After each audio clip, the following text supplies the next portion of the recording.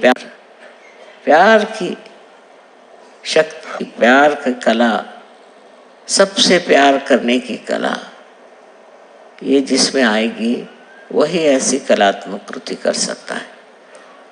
इसकी कला सीखनी चाहिए कि हम किस तरह से अपने वाचा से, मन से, बुद्धि से कलाकार बने, प्रेम के कलाकार बने, और कैसी बात करने से हम दूसरों को सुख दे सकते हैं और आनंद दे सकते हैं। कौन सी प्यारी बात ऐसी होती है जो हम कर सकते हैं। एक तो वाचा से हुआ, फिर बुद्धि से हम कैसे सोच सकते हैं कि कौन सी बात से लोगों में प्यार जताया जाए, किस तरह से हम अपना हृदय दूसरों के सामने खोल सकें और उनको अपने हृदय में समा सकें। और मन से हमको ये सोचना चाहिए कि जिस मन में प्यार नहीं है वो संसार में किसी भी चीज़ का अधिकारी नहीं होता, क्योंकि जो भी चीज़ उसे मिलती है उसे वो किसी भी तरह से तृप्त नहीं हो सकता, उसमें तृप्ति नहीं आ सकती। लेकिन जब आपके मन में ही एक तृप्ति का सागर है तो ऐसी कौन सी चीज़ है जिससे आप तृप्त न हो। ये चीज़ें जब आपके अंदर हो जाती हैं और समाधान आपके अंदर समा जाता है, तब उस समाधान के परिधि को कोई समझ नहीं सकता, उस समाधान के व्यापार को कोई समझ नहीं सकता। और इतना मधुर, इतना सुंदर वो सब कुछ होता है कि उसे देखते ही बनता है, समझ में नहीं आता कि ये मैं क्या कर रहा हूँ और ये दूसरे क्या कर रहे हैं, ये क्या कह रहे हैं और मैं क्या कह रहा हूँ, और ये किस तरह से अपने प्यार का परिधान मेरे ऊपर डाल रहे हैं और किस प्रकार से हम उनके ऊपर अपना भी प्यार का वर्षाव करें। बस रात दिन यही चिंता लगी रहती है कि आज इनसे मिलना है तो उन्हें कौन सी प्यारी बातें कही जाए, उनसे कौन से हित की बात करी जाए, क्योंकि बेकार की बातें करने की जो व्यवस्था है उससे सिर्फ नुकसान हुआ, कोई फायदा कभी हुआ नहीं। और उससे आगे क्रोध जो मनुष्य में होता है उससे और भी ज़्यादा हानि हुई। तो आपको कोई सिखाने की ज़रूरत नहीं कि किसी की हिंसा मत करो, किसी के साथ में दुष्ट व्यवहार मत करो, किसी को नष्ट नहीं करो, किसी का पैसा मत खाओ, ये सिखाने की ज़रूरत नहीं। अपने आप ही इतने सुंदर हो गए, इतने आप ही, मैंने कहा कि कमल के पुष्प हो गए कि आप सिर्फ अपना सुगंध देना जानते हैं और कुछ नहीं जानते। और उस देने का जो मज़ा है उसका आनंद उठाना एक अजीब सा ही अनुभव है, एक बड़ी अभिनव प्रकृति के लोग ही इसे कर सकते हैं।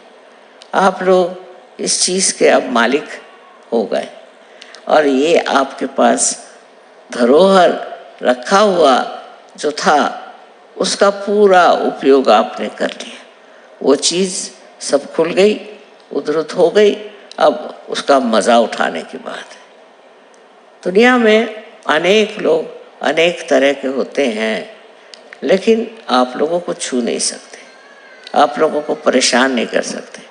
अगर कुछ हो ही सकता है तो वो भी आप लोगों में समाए, आपके साथ हो जाएं, आपकी ज़िंदगी देख करके खुद भी बदलने की कम से कम कुछ नहीं तो प्रवृत्ति रखें कि हम भी बदल जाएं। इस सारे संसार को बदलने का ठेका तो मैं नहीं कहती मैंने लिया है, लेकिन आप लोग इसका ठेका ले सकते हैं। इस संसार को अगर आपने बदल दिया, इसमें ऐसे सात्विक और सद्वृत्ति वाले लोग आपने अगर निर्माण कर दिए, तो फिर और इससे आगे कुछ करने की बात ही नहीं रहती। सिर्फ यही है कि फिर आप देखते ही रहिए। बस इतना ही ज़रूरी है कि आप इसमें संलग्न हो जाएं इसमें कार्यरत हों कि हम कितने लोगों को परिवर्तित कर सकते हैं। माना कि साधारण मनुष्य में अनेक तरह के दोष हैं, अनेक दोषों से परिपूर्ण ऐसे मनुष्य को आप बहुत सुंदरता से एक अच्छे अपरिचित स्वयं से ज्ञात करा सकते हैं। अपने अंदर जो स्व है, अपने अंदर जो आत्मा है, उससे जब आप परिचित हो जाते हैं तो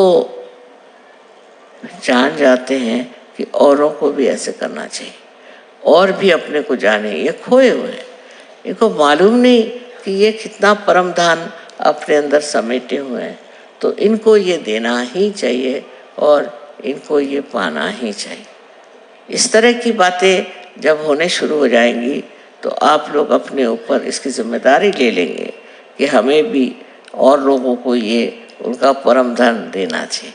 उनकी कुंजी आपके पास में है और आप अगर उसे किसी तरह से भी ये महान दान दे दें तो देखिए वो आपको किस कदर आपको मानेंगे और किस कदर आपके प्रति कृतज्ञ होंगे।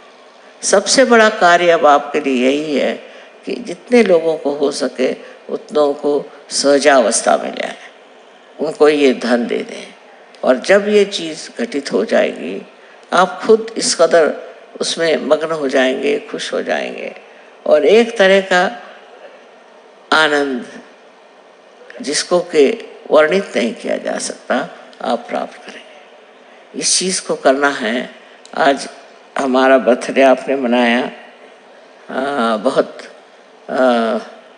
उसका धन्यवाद कहना चाहिए और आपने इतनी खुशी से सब किया है। किंतु मेरे लिए तो ये है कि हर साल सहयोग इतना बढ़ता रहा और इसकी जो मर्यादाएं हैं मैं भी नहीं समझ पा रही हूँ। पर आप लोगों को भी आज निश्चय कर लेना चाहिए कि आज माँ के जन्मदिन के दिन हम लोग सब कोशिश करेंगे कि दूसरों का परिवर्तन करें, और अपना तो हो ही गया लेकिन दूसरों का भी करना चाहिए। इसी से आपको पूर्णतया इस आनंद की पूर्णता मिलेगी। अभी तक जो आनंद है वो सीमित है, पर जब आप दूसरों में बांटेंगे और दूसरों में इसकी प्रतिध्वनि आएगी, उसके बारे में आप जब परिचित होंगे, उसको जब समझेंगे, तो एक बहुत ही अभिनव इस तरह का आनंद आपके अंदर जागृत होगा। मैं देख रही थी कि आपके जवान लड़के, छोटे बच्चे सब नाच रहे थे, मारे खुशी से कूद रहे थे। कृष्ण ने होली इसलिए मनवाई कि सब लोग आनंद में आ जाएं। श्री राम का जो तरीका था उससे मनुष्य बहुत ही ज़्यादा गंभीर हो गया था, उसका जीवन गंभीर हो गया था। तो उन्होंने ये तरीका निकाला जिससे मनुष्य खुल जाए और खुल करके खेले, और वो बात अब सिर्फ सहयोगी कायदे से कर सकते हैं और आपस में प्यार से होली खेल सकते हैं। उसमें किसी को तकलीफ दुख देने के लिए नहीं, किंतु अपना आनंद वर्णन करने के लिए और दूसरों को भी आनंदित करने के लिए। सबको अनंत आशीर्वाद है।